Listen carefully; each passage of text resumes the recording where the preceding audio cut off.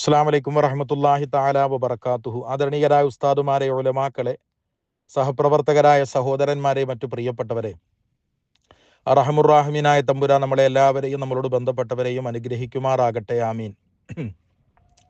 എല്ലാവരുടെയും ശ്രദ്ധയിലേക്ക് ഒരു പ്രധാനപ്പെട്ട കാര്യം കൊണ്ടുവരുന്നതിന് വേണ്ടിയാണ് വെള്ളിയാഴ്ച രാവിലെ തന്നെ ഈ വോയിസ് അയക്കുന്നത്. നമ്മുടെ കേരളത്തിൻ്റെ എറണാകുളം ജില്ലയിലെ മുനമ്പം പ്രദേശത്തുള്ള 400ഓളം ഏക്കർ വരുന്ന ഭൂമിയുമായി ബന്ധപ്പെട്ടുള്ള വിവാദം അത് പുതിയ തലങ്ങളിലേക്ക് വളർന്നിരിക്കുന്നു എന്ന് നമുക്കെല്ലാവർക്കും അറിയും. വിഷയത്തെ ദേശീയ മാധ്യമങ്ങൾ തന്നെ വിഷയമാക്കുകയും അതോടൊപ്പം കേന്ദ്രമന്ത്രിമാരടക്കം ആ വിഷയത്തിൽ ഇടപെട്ട് സംസാരിക്കുകയും കേരളത്തിൽ ഒരു വർഗീയ ചേരിതിരിവ് നിർമ്മിച്ചെടുക്കുന്നതിനുള്ള ബോധപൂർവകമായ നീക്കം നടക്കുകയും ചെയ്യുന്ന ഒരു സാഹചര്യമുണ്ട് എന്ന് നമുക്കറിയും. കേന്ദ്ര സർക്കാർ പരിശുദ്ധമായ വഖഫിൻ്റെ നിയമങ്ങളെ അട്ടിമറിച്ചുകൊണ്ട് ചില പരിഷ്കരണങ്ങളുമായി രംഗത്ത് വന്നപ്പോൾ ദേശീയാടിസ്ഥാനത്തിൽ തന്നെ എല്ലാ മതേതര പാർട്ടികളും അതിൽ പ്രതിഷേധിക്കുകയും കേരളത്തിൻ്റെ നിയമസഭയടക്കം അത് പാടില്ല എന്ന് അതിനെ നിഷേധിച്ചുകൊണ്ട് പ്രമേയം പാസ്സാക്കിയിട്ടുള്ളതുമാണ്. കേന്ദ്ര സർക്കാരിൻ്റെ നേതൃത്വത്തിൽ കൊണ്ടുവരുന്ന വഖഫ് മുതലുകൾ നഷ്ടപ്പെടാൻ കാരണമായേക്കാവുന്ന വഖഫ് ഭേദഗതി ബില്ലിന് സഹായകമാകുന്ന ഒരു പശ്ചാത്തലം ഒരുക്കാൻ കൂടെയുള്ള ആസൂത്രിതമായ നീക്കമാണ് നടക്കുന്നത് എന്ന് വിഷയത്തെ ശ്രദ്ധിക്കുന്ന, സാമാന്യമായി കാര്യങ്ങളെ നിരീക്ഷിക്കുന്ന ഏതൊരാൾക്കും, അത് മുസ്ലിങ്ങളാകണമെന്നില്ല, ഏത് മതവിഭാഗത്തിൽപ്പെട്ട ആളുകൾക്കും സാമാന്യമായി കാര്യങ്ങൾ നിരീക്ഷിച്ചാൽ ബോധ്യപ്പെടാവുന്നതേയുള്ളൂ. കേരളത്തെ പ്രതിനിധീകരിക്കുന്ന കേന്ദ്രമന്ത്രി പരിശുദ്ധമായ വഖഫിൻ്റെ പദങ്ങളെ, ആ പദം പോലും പറയാൻ കൊള്ളില്ലാത്ത പദം എന്ന നിലയിലാണ് അദ്ദേഹം വിഷയത്തെ അധികരിച്ചുകൊണ്ട് സംസാരിച്ചത്. മാത്രമല്ല, പരിശുദ്ധമായ വഖഫിൻ്റെ നിയമങ്ങളെ കിരാതമെന്ന് അദ്ദേഹം പറയുന്നു. ഒരു കേന്ദ്രമന്ത്രിയെ സംബന്ധിച്ചിടത്തോളം അദ്ദേഹത്തിന് നൽകേണ്ടുന്ന ഔദ്യോഗികമായ പ്രോട്ടോകോളുകളും ബഹുമാനങ്ങളും നൽകിക്കൊണ്ട് തന്നെ പറയട്ടെ, ഇത്തരം നിയമങ്ങളുടെ അല്ലെങ്കിൽ മുസ്ലിം സമുദായത്തിൻ്റെ നിയമസ്വത്വങ്ങളുടെ തണ്ടല്ലൂരും എന്നൊക്കെ പറയുന്ന പദപ്രയോഗം, ആ പദപ്രയോഗം ഒരു കവലച്ചട്ടമ്പിയുടേതിന് സമാനമായി പോയി എന്ന് പറയേണ്ടി വരുന്നത് ഏറെ ദൗർഭാഗ്യകരവും ഖേദകരവുമാണ്. ഇതെല്ലാം നമ്മൾ ഇന്നത്തെ ജുമാ ഭാഷണങ്ങളിൽ അല്ലെങ്കിൽ പൊതുസമൂഹത്തോട്, അത് ഏത് മതവിഭാഗത്തിൽപ്പെട്ടവരാണെങ്കിലും അവരെ അഭിസംബോധന ചെയ്തുകൊണ്ട് പറയേണ്ടുന്ന ഒരു സാഹചര്യം നിലവിലുണ്ട്. വേറൊരാൾ കേരളത്തിൽ ലാൻഡ് ജിഹാദ് നടക്കുന്നു എന്നാണ് വിഷയത്തെ സംബന്ധിച്ചുകൊണ്ട് പ്രതികരിച്ചത്. അപ്പോൾ സമൂഹത്തെ തെറ്റിദ്ധരിപ്പിക്കുവാനുള്ള ഇങ്ങനെ ആസൂത്രിതമായ നീക്കങ്ങൾ നടക്കുമ്പോൾ ഉലമാക്കൾ എന്ന നിലയിൽ അതിനെ പ്രതിരോധിക്കുവാനും എല്ലാ ജനവിഭാഗങ്ങളിൽപ്പെട്ടവരെയും ബോധവൽക്കരിക്കുവാനുമുള്ള ഒരു പ്രധാനപ്പെട്ട ഉത്തരവാദിത്തം നമുക്ക് വന്നു ചേർന്നിട്ടുണ്ട് എന്നാണ് ആദ്യമായി എല്ലാ സഹോദരന്മാരെയും വിശിഷ്യ ഉലമാക്കളെയും തെറ്റിപ്പെടുത്തുവാൻ ആഗ്രഹിക്കുന്നത്. വഖഫ് നിയമം, വഖഫ് എന്ന് പറയുമ്പോൾ ഒരാൾ അയാളുടെ അധ്വാനത്തെ കൊണ്ട് അദ്ദേഹം കസ്ബ് ചെയ്ത് അധ്വാനിച്ചുണ്ടാക്കിയിരിക്കുന്ന സമ്പത്ത്, അതല്ലെങ്കിൽ പാരമ്പര്യമായി അദ്ദേഹത്തിന് ലഭിച്ചിട്ടുള്ള സമ്പത്ത്, അത് ഏതുമാകട്ടെ, ഏതായാലും അദ്ദേഹത്തിന് പ്രയോജനപ്പെടാവുന്ന അല്ലെങ്കിൽ അദ്ദേഹത്തിന് അനന്തരാവകാശികൾക്കും വളരെ വ്യക്തിഗതമായി സ്വതന്ത്രമായി കൈകാര്യം ചെയ്യാൻ പറ്റുമായിരുന്ന ഒരു മുതലിനെ പൊതുക്ഷേമ തൽപരമായി മറ്റു കാര്യങ്ങൾക്ക് വേണ്ടി ഉപകാരപ്രദമായി ഉദാരമനസ്കമായി അള്ളാഹുവിൻ്റെ പ്രീതിയെ കാംക്ഷിച്ചുകൊണ്ട് നൽകുന്ന, ഒരിക്കലും മുറിയാത്ത വിധത്തിൽ നൽകുന്ന ഉന്നതമായൊരു ദാനധർമ്മമാണല്ലോ വഖഫ് എന്ന് പറയുന്നത്. ഇപ്പൊ നമ്മുടെ വിവാദമായിരിക്കുന്ന വിഷയം തന്നെ എടുത്താൽ 404 ഏക്കർ ഇവിടെ ആ സേട്ട് കുടുംബത്തെ സംബന്ധിച്ചിടത്തോളം അദ്ദേഹത്തിനും വേണമെങ്കിൽ അദ്ദേഹത്തിൻ്റെ കുടുംബക്കാർക്കും വളരെ വ്യക്തിഗതമായും സ്വതന്ത്രമായും ക്രയവിക്രയം ചെയ്യാനും ഉപകരിക്കുവാനും പറ്റുന്ന ഒരു മുതലിനെ ഫറൂഖ് കോളേജിൻ്റെ ഉപകാരത്തിന് വേണ്ടി നൽകുക എന്ന് പറഞ്ഞാൽ തന്നെ അത് എത്രത്തോളം ഉദാരപരമായൊരു പ്രവർത്തനമാണ്. മുത്തുനബി സല്ലല്ലാഹു അലൈഹി വസല്ലമ തങ്ങളുടെ കാലഘട്ടം മുതൽ നാളിതുവരെയുള്ള ലക്ഷോപലക്ഷക്കണക്കിന് വരുന്ന വഖഫ് മുതലുകൾ മുസ്ലിങ്ങളുടെ മാത്രമല്ല, ലോകത്തെമ്പാടും മുസ്ലിമീങ്ങളും അല്ലാത്തവരുമായ ആളുകൾക്ക് ഒരുപാട് ഉപകാരപ്രദമായ നിലയിൽ അത് വർദ്ധിക്കുകയും സമൂഹത്തിൻ്റെ നാനോന്മുഖമായ പുരോഗതിക്ക് അത് കാരണമായി തീരുകയും ചെയ്തിട്ടുണ്ട് എന്നത് അവിതർക്കിതമാണ്. ഫറൂഖ് കോളേജിൻ്റെ വിഷയം തന്നെ എടുത്താൽ ഏതാണ്ട് 4000-ഓളം വിദ്യാർത്ഥികൾ നിലവിൽ പഠിക്കുന്ന ഒരു കലാലയമാണ് ഫറൂഖ് കോളേജ്. അവിടെ പഠിക്കുന്നവരെല്ലാ ജാതി മതത്തിൽപ്പെട്ട സമൂഹവും സഹോദരങ്ങളുമാണ്. അപ്പം എല്ലാവരുടെയും വിദ്യാഭ്യാസ പുരോഗതിയിലേക്ക് സഹായകമാകുന്ന വിധത്തിലാണ് ആ വഖഫ് മുതൽ ഉപകരിക്കപ്പെട്ടിരുന്നത് എന്ന് നമ്മൾ മനസ്സിലാക്കണം. നിയമവും അങ്ങനെ തന്നെയാണ്. അപ്പം ആ നിലയിലുള്ള ഒരു ഉദാരപരമായ കാര്യത്തെ ഇത്രത്തോളം കിരാതമെന്നും ഭീകരമെന്നും ചിത്രീകരിക്കുന്ന നിലയിൽ സംസാരിക്കുന്നത്, ചിലപ്പോൾ മതവിഭാഗത്തിൽപ്പെട്ട ചില പുരോഹിതന്മാരും ആ നിലയിൽ സംസാരിക്കുന്നതെന്ന് വ്യാപകമായി നമ്മൾ കേൾക്കുന്നു. ഉത്തരവാദിത്തപ്പെട്ട പ്രതിജ്ഞ ചെയ്ത് ഇന്ത്യയിലെ മുഴുവൻ ജനങ്ങളെയും പ്രതിനിധീകരിക്കുന്ന പദവിയിലിരിക്കുന്ന ആളുകൾ അങ്ങനെ സംസാരിക്കുന്നത് നമ്മൾ കേൾക്കുന്നു.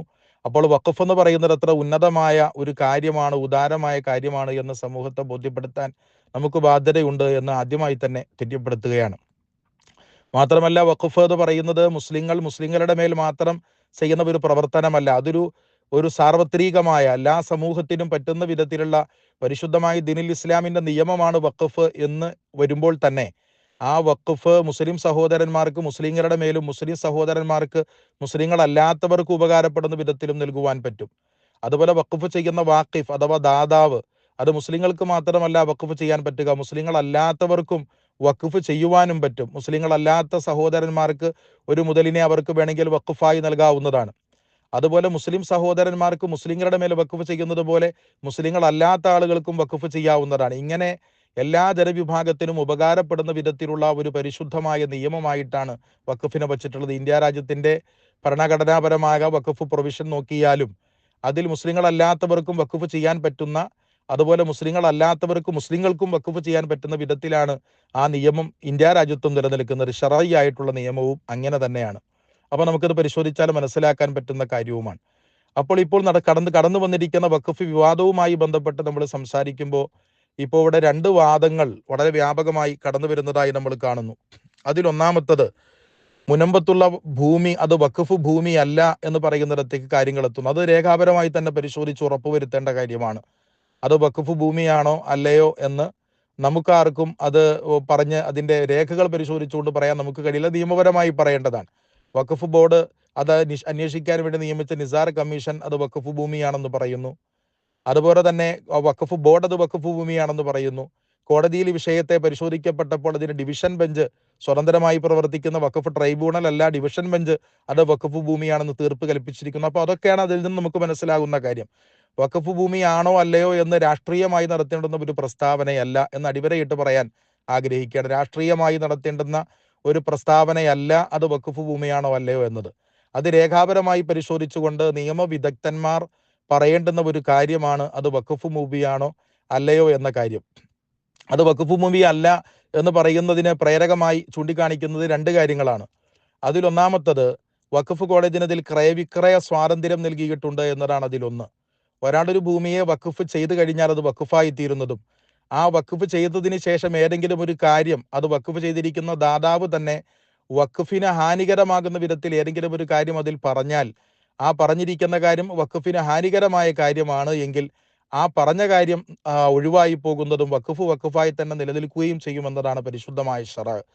അതുകൊണ്ട് ക്രയവിക്രയ സ്വാതന്ത്ര്യം ഫാറൂഖ് കോളേജിന് നൽകിയിട്ടുണ്ട് എന്നതിൻ്റെ പേരിൽ ആ കാര്യത്തിന്റെ വഖഫ് നഷ്ടപ്പെട്ടു പോകുന്നില്ല എന്നത് ഉലമാക്കൾ എന്ന നിലയിൽ സമൂഹത്തെ നമുക്ക് ബോധ്യപ്പെടുത്തേണ്ട ഒരു കാര്യമാണ്. നാം പറയേണ്ട കാര്യങ്ങൾ പറയാതെ പോകാൻ പാടില്ലല്ലോ. മറ്റൊന്ന്, ഫറൂഖ് കോളേജിനെ സംബന്ധിച്ചിടത്തോളം 1950-ലാണ്, 50കളുടെ തുടക്കത്തിലാണ് ഈ വഖഫ് നടക്കുന്നത് എന്നാണ് നമുക്ക് മനസ്സിലായിട്ടുള്ള കാര്യം. അത് രേഖാപരമായി പരിശോധിച്ച് ഉറപ്പുവരുത്തേണ്ട കാര്യമാണ്.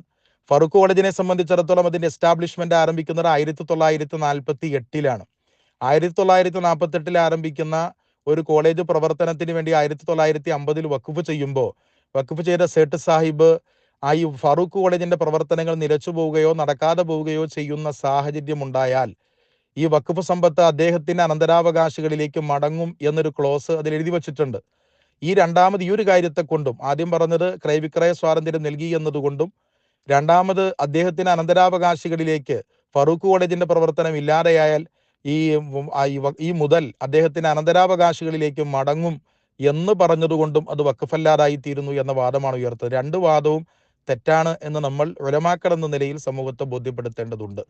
കാരണം ഒരു വഖഫ് ആരുടെ മേലാണോ വഖഫ് ചെയ്യപ്പെട്ടത് അത് ഇല്ലാതെയായി പോയാൽ, അത് അതിന്റെ പ്രവർത്തനം നിലച്ചു പോയാൽ, അങ്ങനെ വഖഫ് ഉപകാരപ്പെടുത്തേണ്ടുന്ന സമൂഹം അല്ലെങ്കിൽ സ്ഥാപനം പ്രവർത്തനം ഇല്ലാതെയായി പോയാൽ ഈ വഖഫ് ചെയ്തിരിക്കുന്ന ദാതാവ് ആരാണോ അയാളെ സംബന്ധിച്ചിടത്തോളം അയാളുടെ അനന്തരാവകാശികളിൽ കുടുംബത്തെ കൊണ്ട് ചേരുന്ന ഏറ്റവും പാവപ്പെട്ടവർക്ക് അതിന്റെ പ്രയോജനം മടങ്ങണം എന്നു തന്നെയാണ് പരിശുദ്ധമായ ശറഇന്റെയും കാഴ്ചപ്പാട്. അപ്പൊ അതിന്റെ പ്രയോജനം പിന്നെ ഒരു വഖഫ് മുതലെന്ന നിലയിൽ ആ വാക്കിഫായ ആ വഖഫ് ദാതാവ് അയാളുടെ അനന്തരാവകാശികളിലേക്ക് തന്നെയാണ് അതിന്റെ പ്രയോജനം മടങ്ങുക.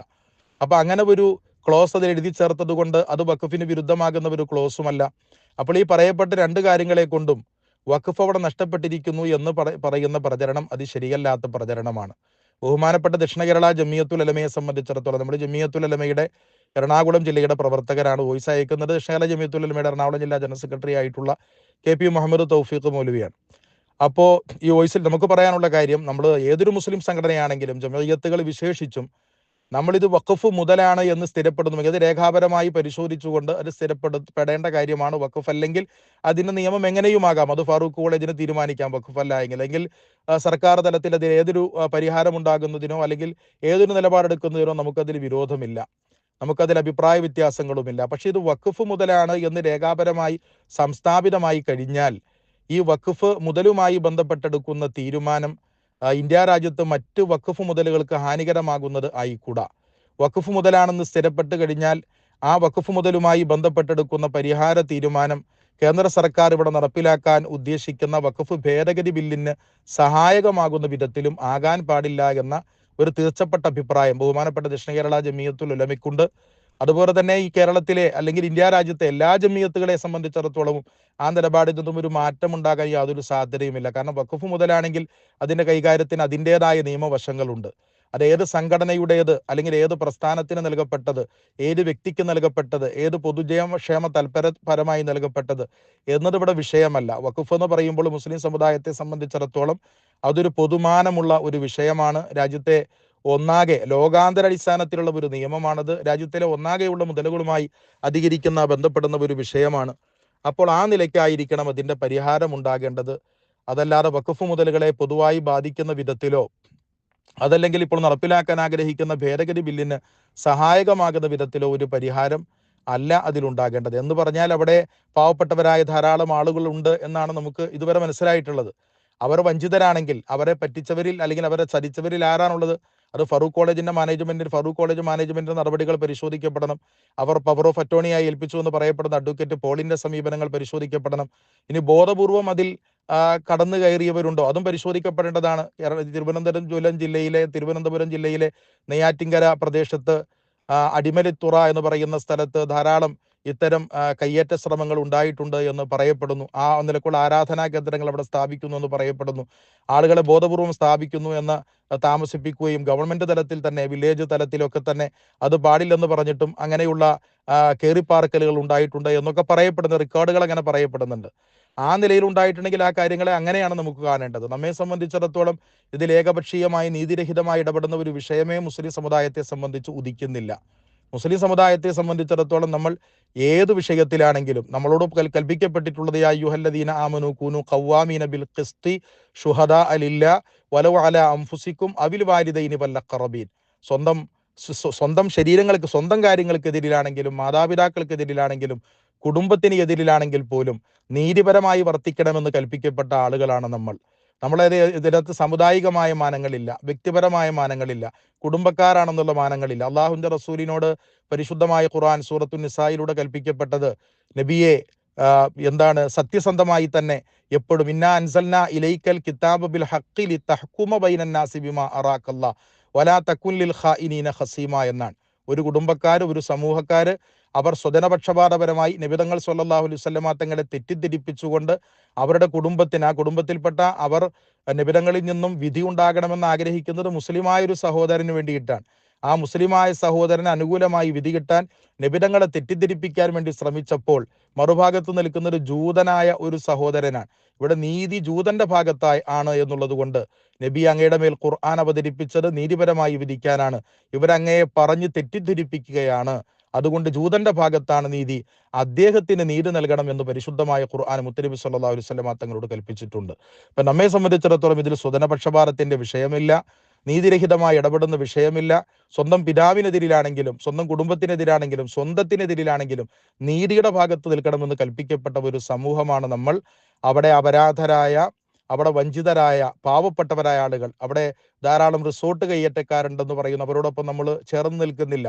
ബോധപൂർവം വിഷയത്തെ അറിഞ്ഞുകൊണ്ട് ഉണ്ടെങ്കിലും അവർ പാവപ്പെട്ടവരാണെങ്കിലും മുതലാളിമാരാണെങ്കിലും അവരോടൊപ്പവും നമ്മൾ നിൽക്കുന്നില്ല.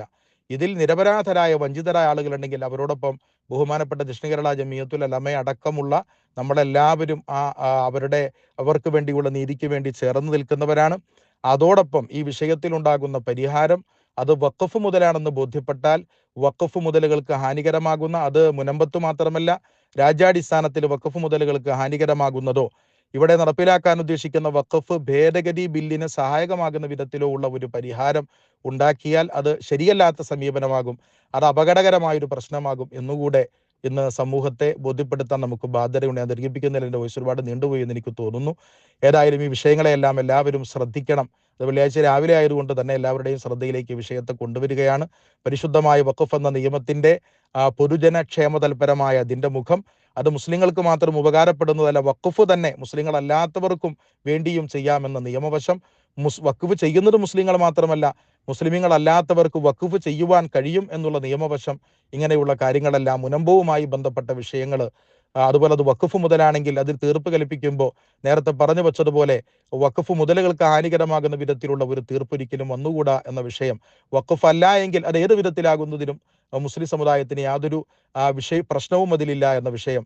നീതിയുടെ പക്ഷത്താണ് ഈ സമുദായം എന്നും നിലനിൽക്കുക എന്ന ഏറ്റവും ആർജവുമുള്ള നിലപാട്. അത് സ്വന്തങ്ങൾക്കെതിരാണെങ്കിൽ പോലും നീതിയുടെ പക്ഷത്തായിരിക്കും നമ്മൾ ഉണ്ടാവുക എന്ന നിലപാട് എല്ലാം ഇന്ന് നമ്മുടെ സമൂഹത്തെ ബോധ്യപ്പെടുത്താനും പൊതുസമൂഹത്തെ ബോധ്യപ്പെടുത്താനും എല്ലാ ഉലമാക്കളും പ്രത്യേകം ശ്രദ്ധിക്കണമെന്ന് വളരെ വിനീതമായി തെര്യപ്പെടുത്തുകയാണ്. വാഹിർ കലാമി അൽഹംദുലില്ലാഹി റബ്ബിൽ ആലമീൻ. അസ്സലാമു അലൈക്കും വറഹ്മത്തുള്ളാഹി തആല വബറകാതുഹു.